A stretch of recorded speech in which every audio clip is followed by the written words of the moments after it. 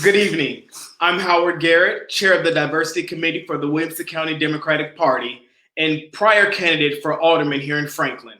I'll be your host and moderator for tonight, and we're really excited to introduce our candidates. First of all, let me thank you for being here and supporting the Williamson County Democratic Party and our credible candidates who have stepped up to run for office here in 2020. This is a big deal, and we're grateful for all of you. Williamson County, these candidates are running so that we have a choice on Election Day, and that's good for democracy. Joining us this evening are Sam Bledsoe, Elizabeth Madera, and Jen Foley, all Democrats running for state representative in Williamson County on November's ballot. Hi, candidates. I'm going to introduce our candidates in the order of the district that they are running to serve, starting with District 61, Sam Bledsoe. Say hi, Sam. Hi, y'all.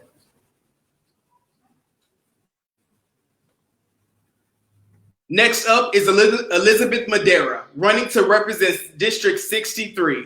Hi, Elizabeth. Hi, Howard. Thanks for having me. Thanks to Williamson County Democratic Party for hosting this event. We're glad to have you.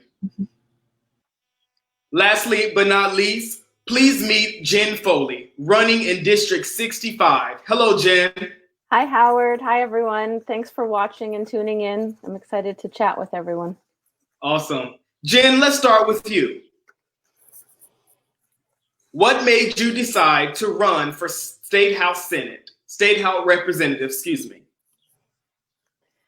Well, I think like a lot of people over the past few years, I've watched as the Tennessee legislature has pushed through bills that seem to only be benefiting special interests rather than the needs of everyday Tennesseans. And I found myself wishing for more balance in the legislature and for voices that will speak up for the needs of everyday people in Tennessee, especially the middle class and vulnerable segments of our population.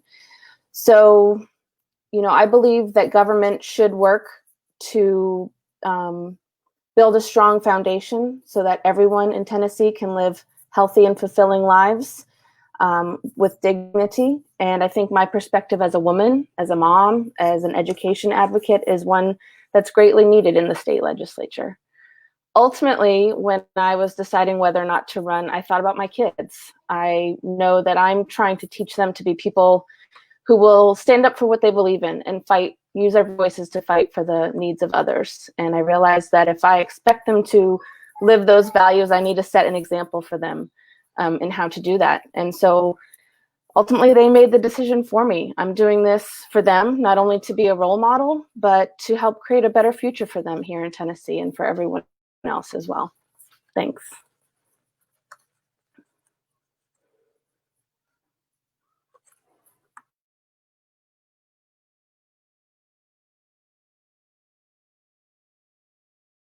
Elizabeth, I'll ask you the same question. What made you decide to run for state representative?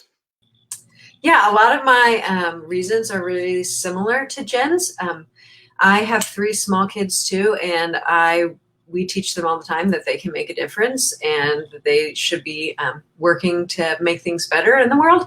And so I think that this is a great opportunity for me to be an example for them for that, but also for them to make Williamson County stronger and better for them in the future. And I also am running because I think this community, District 63, deserves a leader that represents the people. That's the job title, right? Representative. So it should represent the people and not special interest.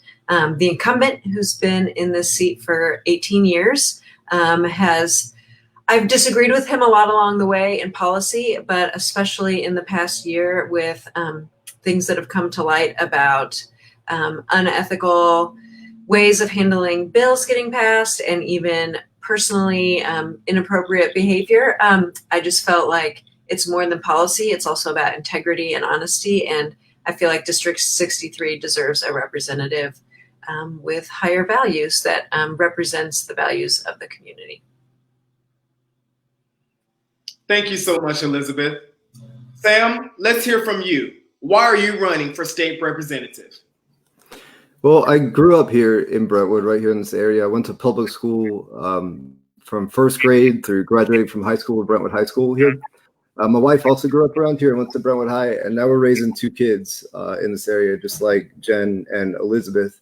The oldest one is set to go to Lipscomb Elementary in the fall, as long as we're still doing all that when it comes around. And both of us, my wife and I, we worked hard in the private sector our whole life. I do, computer programming. My wife runs a small business up in Nashville. And what I realize is that I don't want us to have to work until we die just to afford basic things. And that applies to not just us, we're fairly well set up, but to everyone. And that's even like, I don't know, came up with that in March or so. And that's even more important now, it seems like more immediately with the coronavirus response and people having to go back to work under extremely unsafe conditions. So what I think we do about that real generally is we increase the power that normal people have in our lives and decrease the power that big companies have. I think that's been backwards for way too long.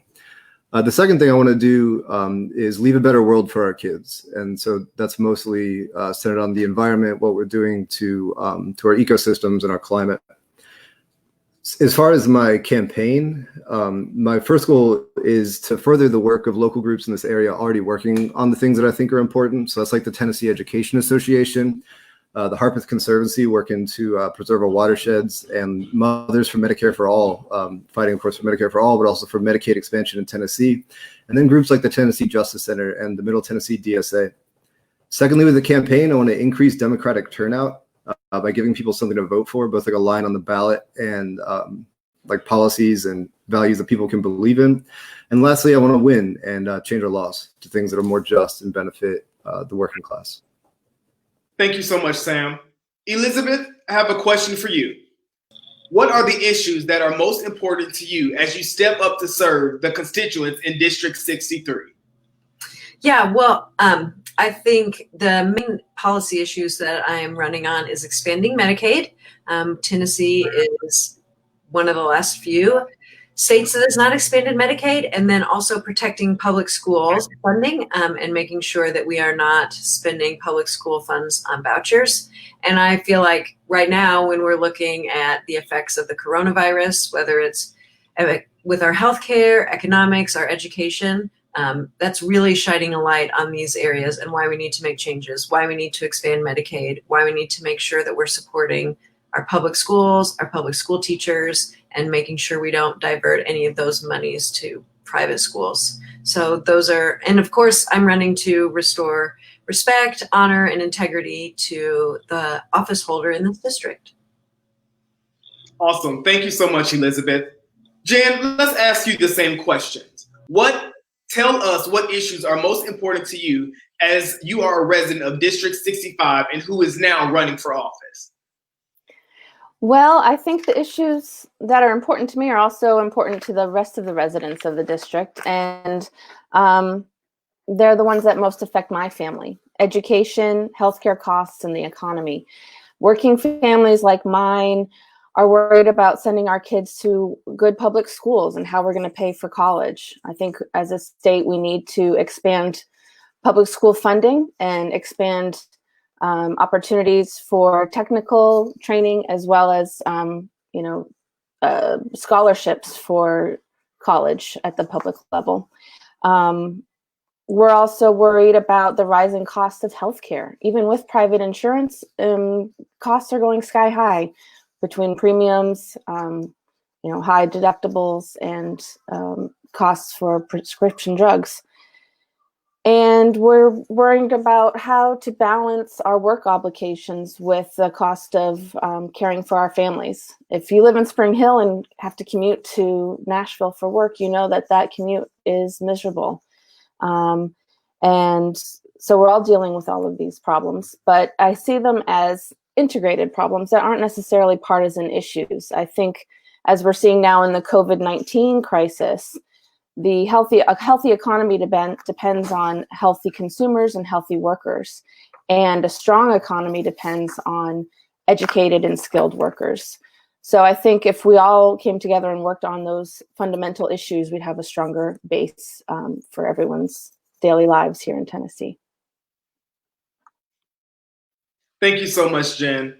The next question is for you, Sam. What are your thoughts on the news that broke yesterday on vouchers being deemed unconstitutional? Yeah, so that was big news that the Education Savings Account Act got declared unconstitutional. I think it's a good thing. It puts more money in, more like public school money into the public school system, which is where it should be. I think we should be pumping more money into that system to like properly pay teachers and make sure that facilities and supplies are what they should be, rather than funding private institutions that don't benefit the entire community. So I think it's a good thing. Thank you so much, Sam. Elizabeth, let's ask you the same question. What are your thoughts on the news that broke yesterday on vouchers being deemed unconstitutional?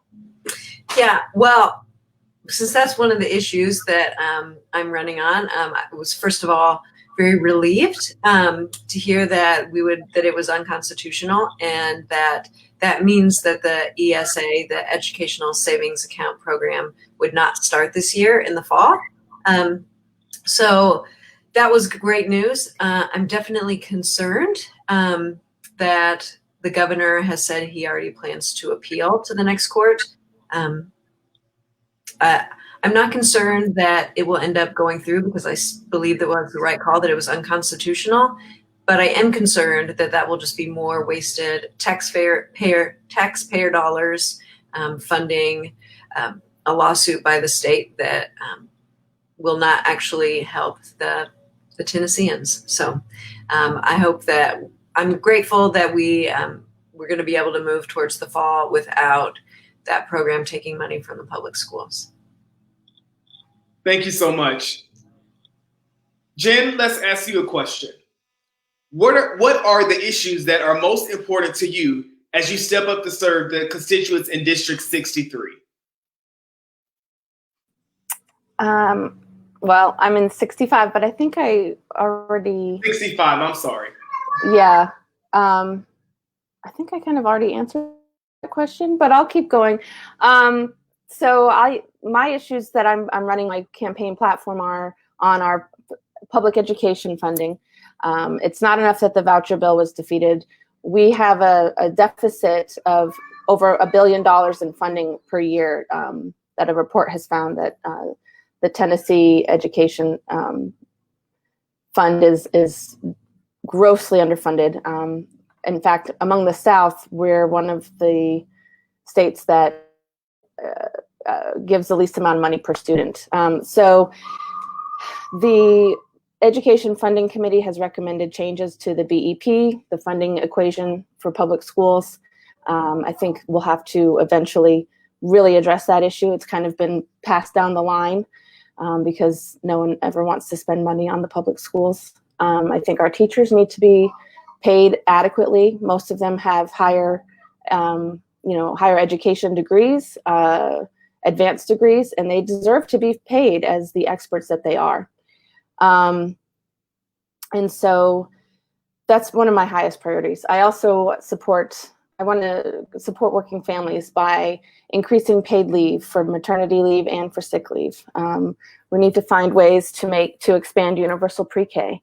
The childcare costs are out of control, and in some areas there aren't enough resources for childcare. So I know that there was money allocated to this a block grant through the Tennessee the Temporary Assistance for Needy Families Fund, and our state government decided not to use that money. Instead, they've hoarded it, whereas it could have been used to help needy families and allow them to pay for childcare while they got back to work. That's just a few of the places I'd start. I also believe firmly in supporting our rural communities. I think that your address and where you live shouldn't determine your economic and educational future. I think we need to expand rural broadband access. We need to expand rural hospital and healthcare access, and support our local farmers and allow them to live in that rural setting that they've chosen to live, but also to thrive. And right now they're being cut out of a large segment of the prosperity that our state is enjoying.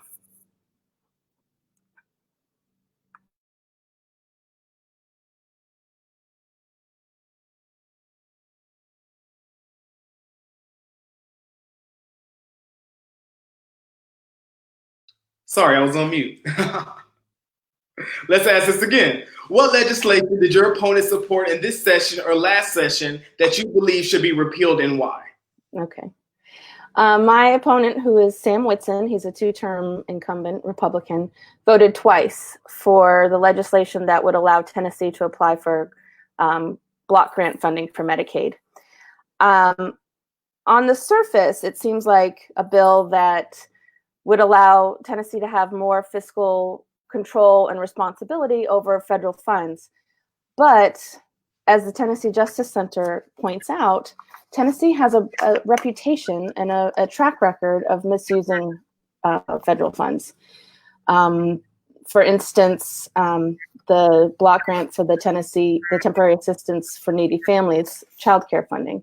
Instead of using that, they diverted all of those funds into the rainy day account. So Tennessee has accrued over $700 million in rainy day savings instead of using it to benefit the people of Tennessee. So I think they're a bad idea. The block grants are a bad idea because they give a state government that has a problem with transparency a blank check to use federal funds in a way that probably wouldn't benefit the people of Tennessee. Thank you so much, Jen. Sam, let's get a question to you from the audience. How do you see us getting back to work?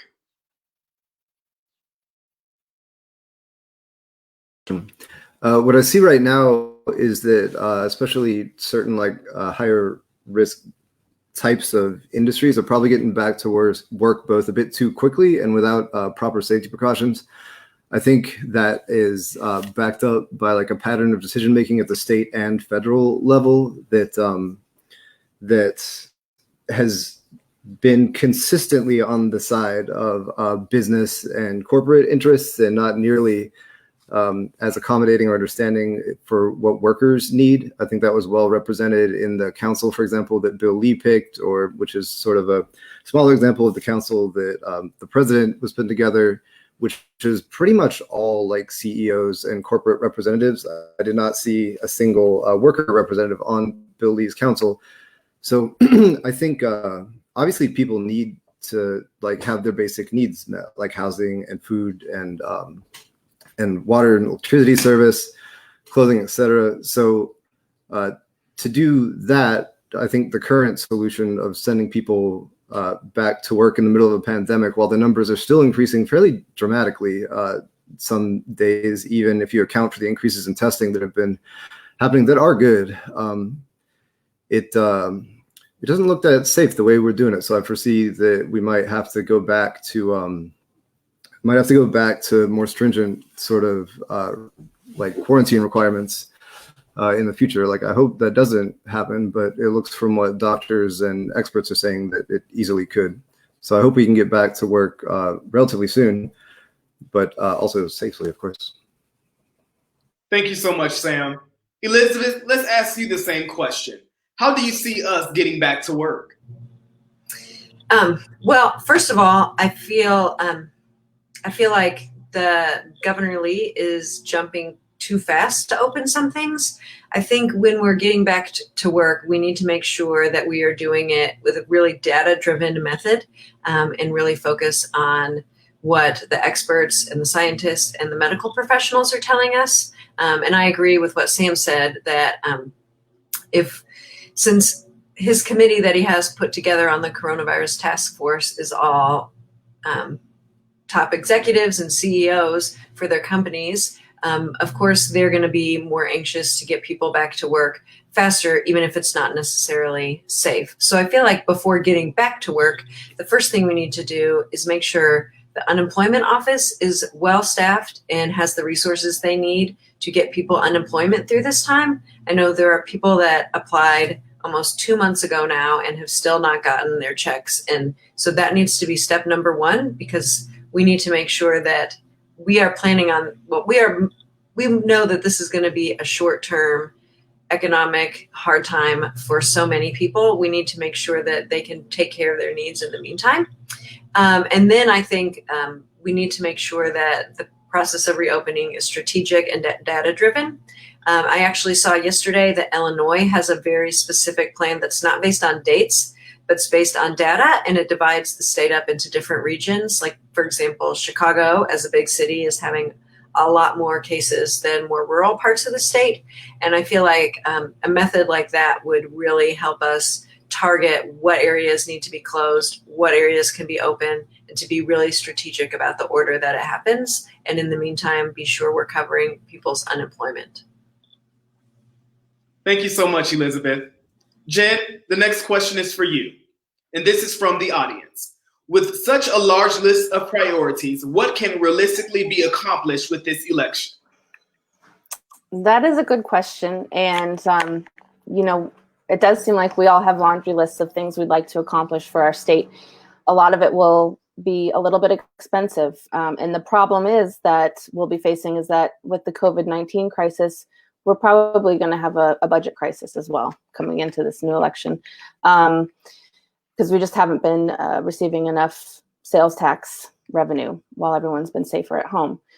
So I think the main thing that could be accomplished that won't cost our state any money is to expand Medicaid.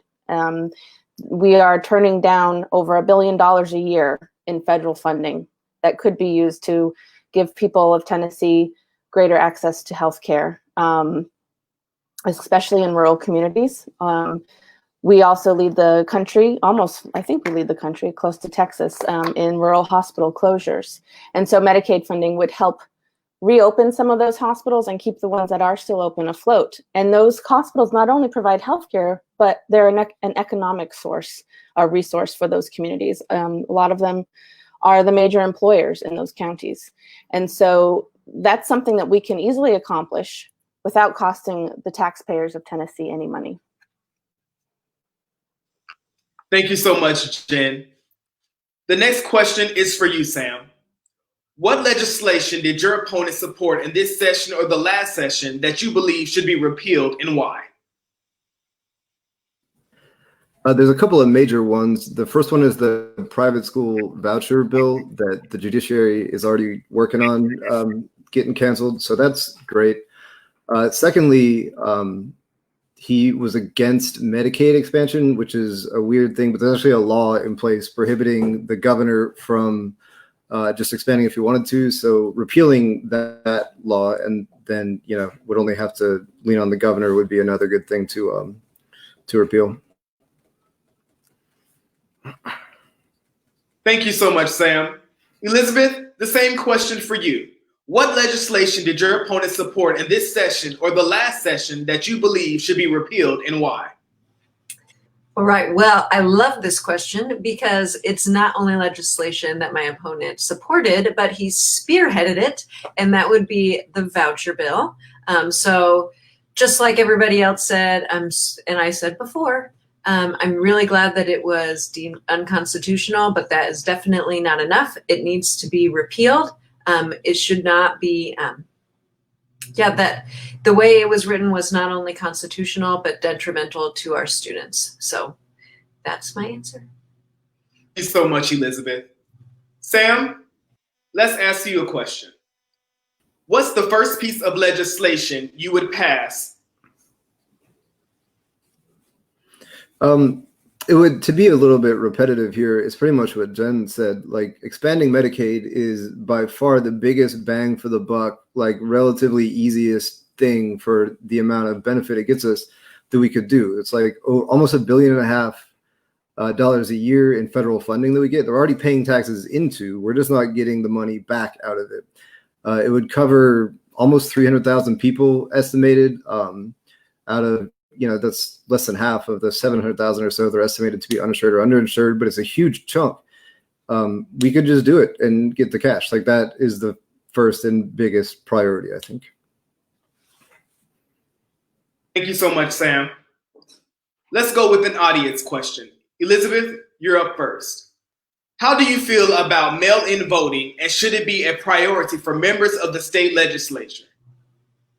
Oh, absolutely. Especially now, we always need to make sure that voting is easy and accessible to everybody, the most people. And especially now, there's no reason for us to make it hard to get mail-in ballots. We already allow it for anybody over age 60 to get it. And we should certainly be allowing people who feel that their health is at risk going to the ballot box. And we do not know the future of the coronavirus, and it needs to be, the ballot needs to be accessible for everyone. We do not want to be another state like Wisconsin where dozens of people ended up getting sick and getting coronavirus, and they traced it back to election day. So we absolutely need to start working on that process of getting mail-in ballots accessible for everyone. Thank you so much, Elizabeth. Jen, the same question for you. How do you feel about mail-in voting, and should it be a priority for members of the state legislature? I'm all for mail-in voting. I think anything that gives more people the ability to vote, because we have some of the lowest voter turnout in the country. I think Tennessee consistently ranks in the bottom, and I know in my district, voter turnout is really poor as well.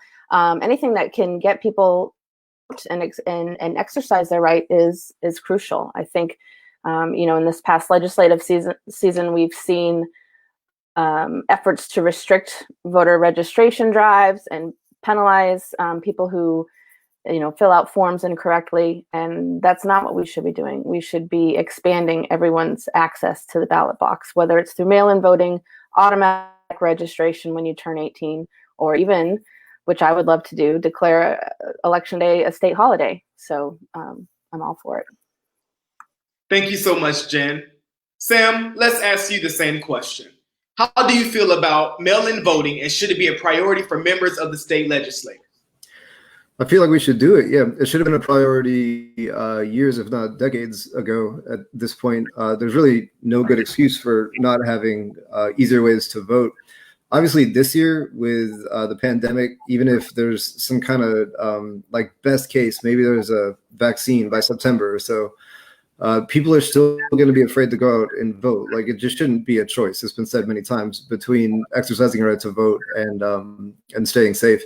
Not only should we have mail-in voting, they need to get started on that now also, because it takes a while to get everything prepared and set up, and administratively, much less, regulatorily and legislatively set up. So you need to start immediately. We should also be working on online voting. We move trillions of dollars every year through online banking systems, and there's absolutely no reason why we shouldn't be able to do the same with votes. That would further expand the ability to make our society more democratic. I think it's an easy thing for people to support. I think it would be a very more difficult thing to get legislatures and lobbyists to support. Thank you so much, Sam. As we wrap up our event, we want to know how we can help you. What are you looking for, and where can we learn more about you? Starting with you, Jen. Well, you can go to my website, jenfoley.com, and sign up for updates from the campaign. I'm on all the social media, Facebook, Instagram, and Twitter, so look for me there as well. There are links on the website. It's hard to believe that I only launched my campaign about 3 weeks ago, so I'm still very much in the groundwork laying stage. And so my team and I are working hard to build that foundation so that we can reach out to voters hopefully soon, once it's safe to do so. In the meantime, our greatest need, unfortunately, is money. No amount is too small. If you're in a position to donate, we would really appreciate it. Your money, your donation goes to keeping my website up, printing out materials that we can mail to constituents, and getting the word out. If you'd also like to volunteer, we're hoping to set up phone banking soon, and you can sign up to volunteer on the website as well. We're hoping to do phone and mail campaigns starting in the next couple months before we start knocking on doors. And we'd love to have your support. Thanks.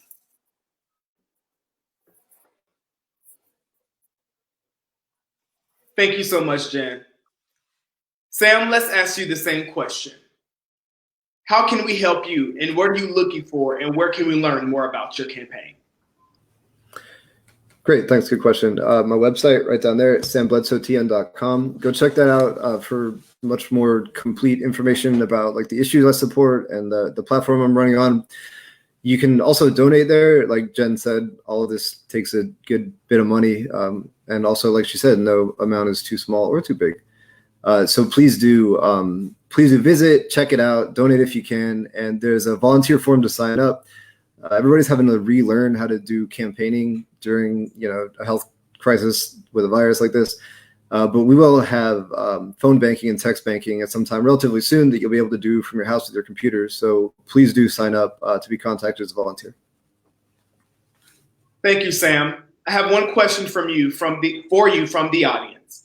What do you think is an issue that does not receive much attention, but that is imperative to your district and to our state? All right, good question. The environment doesn't receive a lot of like localized attention, and that's both like climate with carbon emissions and ecosystems with just like the way we're sort of destroying natural habitats. Both of those things can help be addressed on a state level pretty drastically through things like watershed conservation with groups like the Harpeth Conservancy.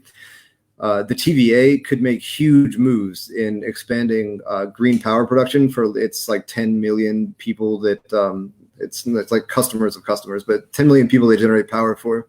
And better sort of regulation and planning around toxic waste dumps, which Tennessee is particularly bad at, and that's negatively affected a number of communities around the state.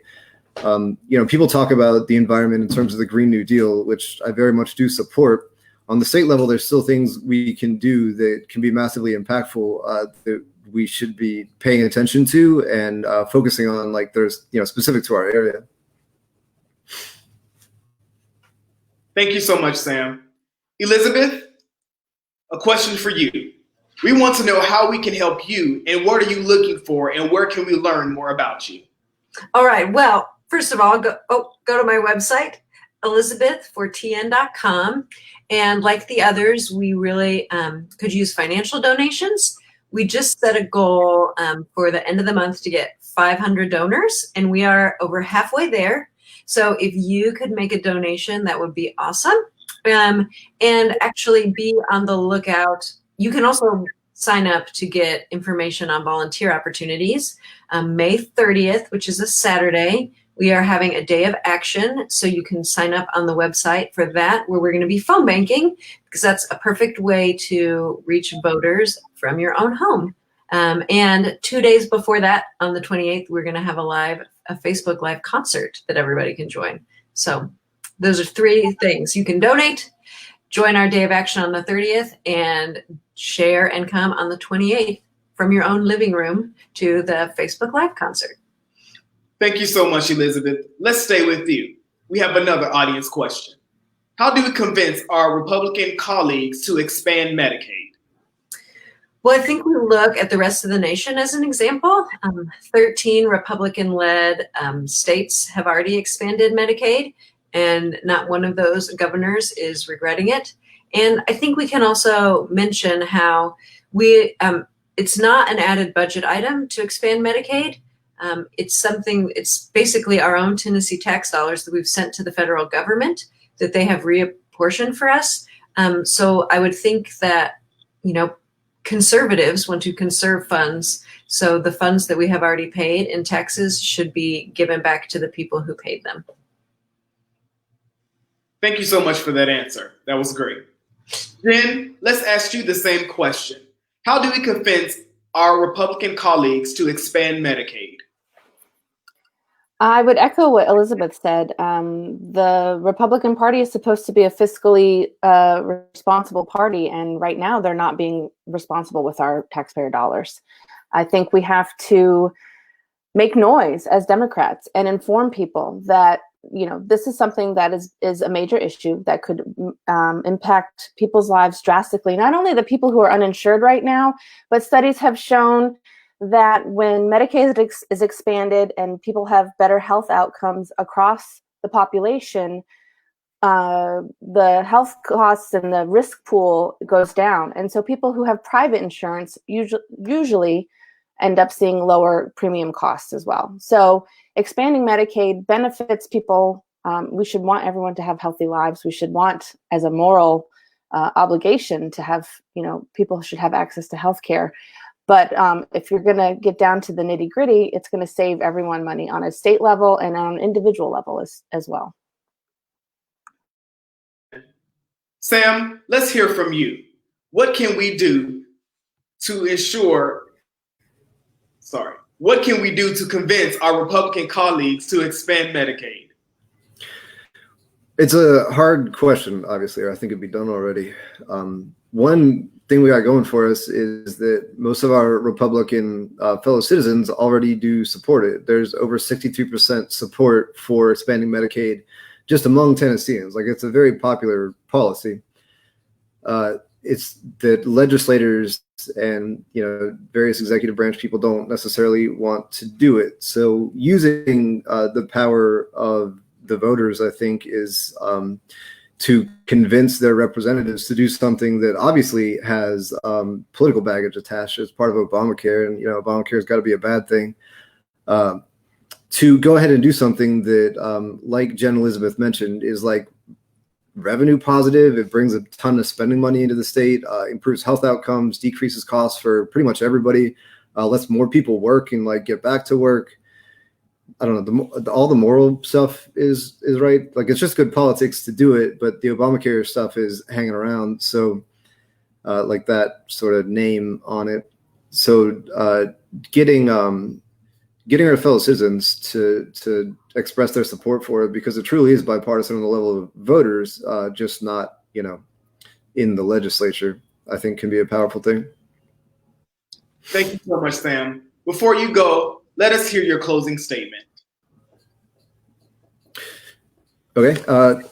Thank you guys so much for coming. I was glad to be able to put this on. Please do hit up the website, check out what I'm about, and donate if you can. I think if there's one thing I could ask y'all to do is show up for events like these. Talk to your, it's more than one thing. Talk to your friends and family about the issues that we are talking about that affect all of our lives, like Medicare expansion and money for public schools. And join and volunteer for any organizations that you can. If you're in the age range of, I think, 16 to 35, you can join the Williamson County Young Democrats, and you absolutely should. They're a really organized and effective crew that supports all the stuff we've been talking about tonight. Get involved with the party.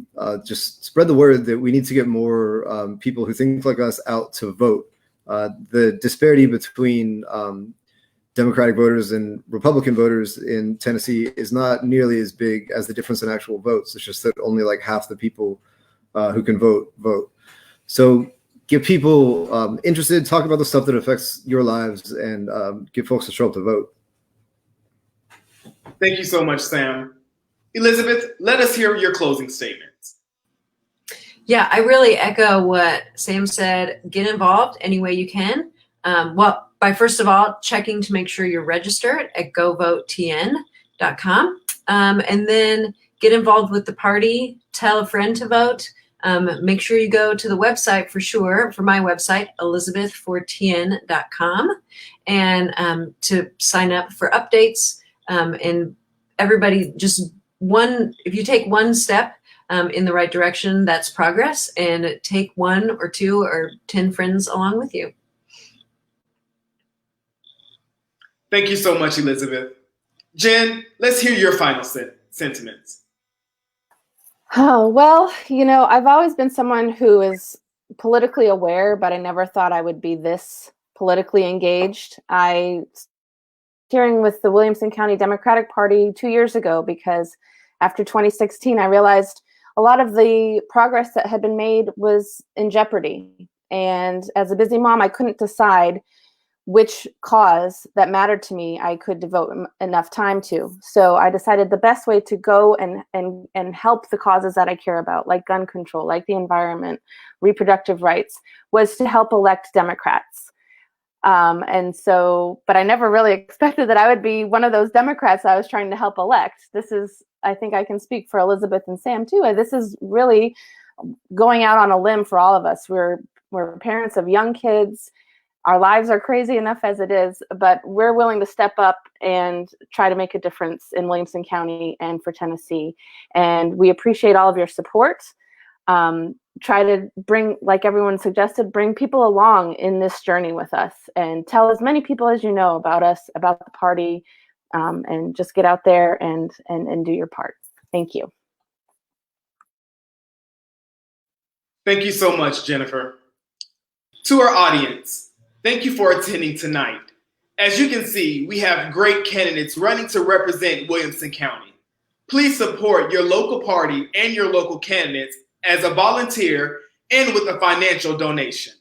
Each candidate website is on their profile pictures. Also, make sure you are registered to vote by visiting govotetn.org. Sign up for our emails or donate on our website at www.wcdptn.org. Thank you so much for joining and have a great night.